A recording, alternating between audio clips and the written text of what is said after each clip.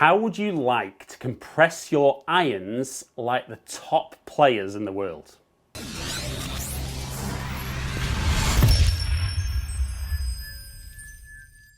Now, we'd all love that, wouldn't we? Even me. So I'm not saying I'm going to get you hitting the ball as far as the top players in the world, but by the end of today's video, I'm going to get you as efficient with your delivery of the club and how you transfer energy from club to golf ball as the best players in the world. And if you do this correctly, you're going to pick up some amazing distance with your irons. And do you know what?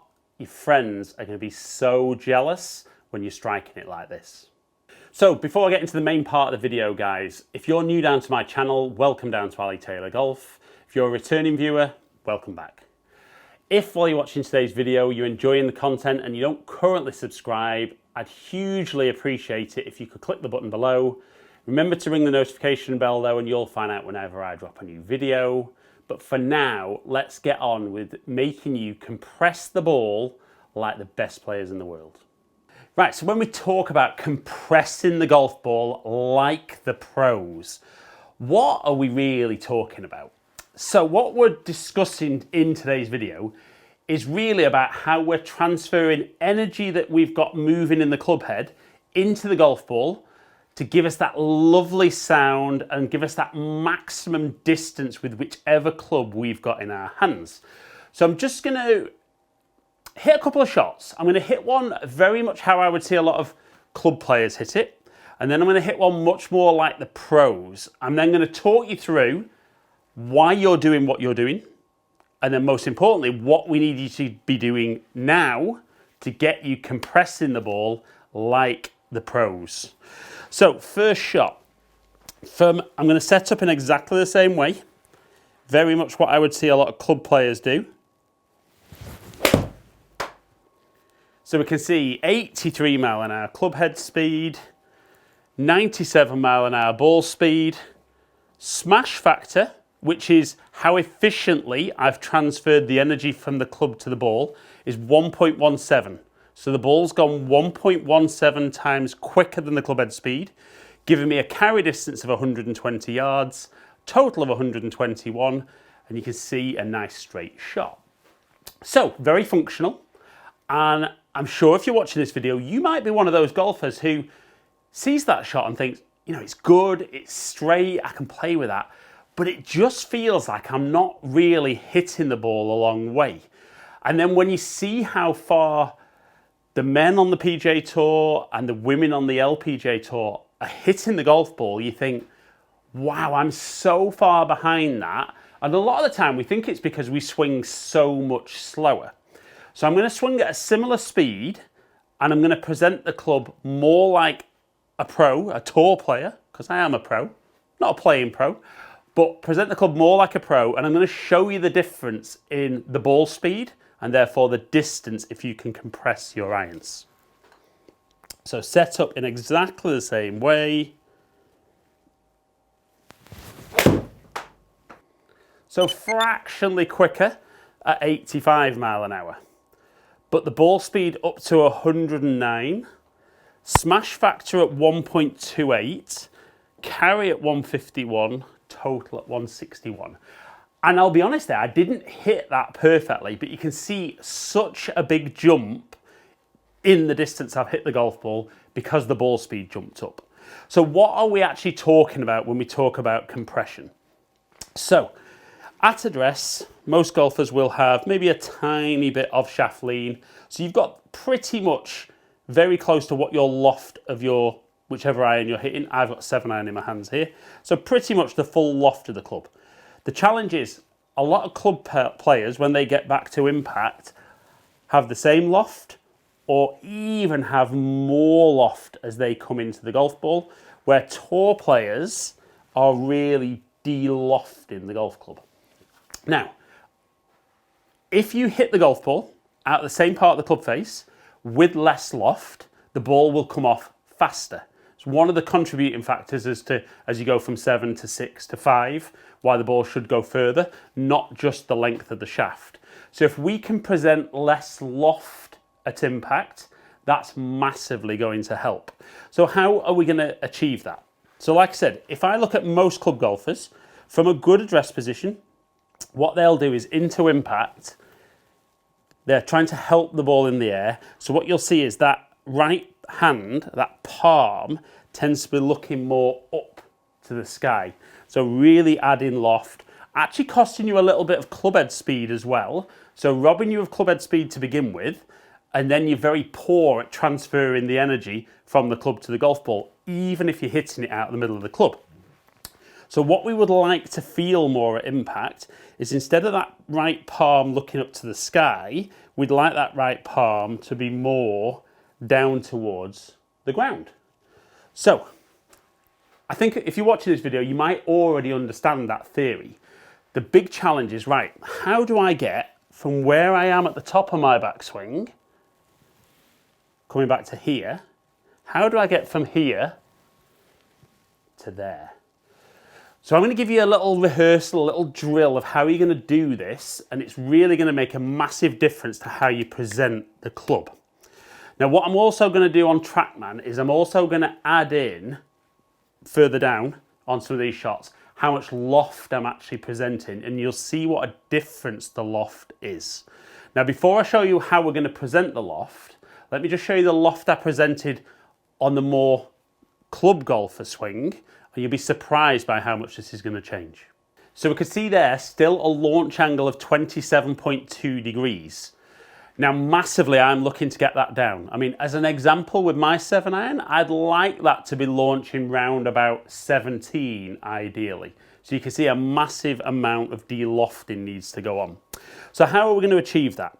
So one thing I would like you to do is get to the top of your backswing, and as you come down, just stop the club when it gets to waist height.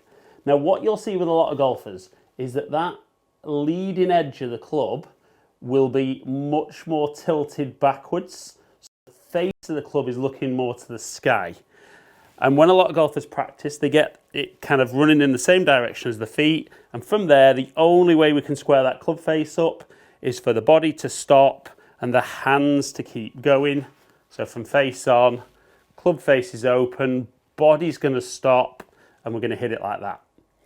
Now the nice thing is, if you're hitting the ball straight, you are kind of managing to control your club face nicely to produce accuracy. But I don't see too many golfers who are happy maybe giving up that 30, 40 yards with an iron. So I'm going to get you to, first of all, get into the position we would like you to be in this waist height position in the downswing. So I want you to come back to waist height, and I want you to try and get that leading edge of the club at the same as your spine angle. But I don't want it to be running at the same angle as your feet. I want you to feel that it's almost running maybe 35, 40 degrees over to the right. So set that, and then from there.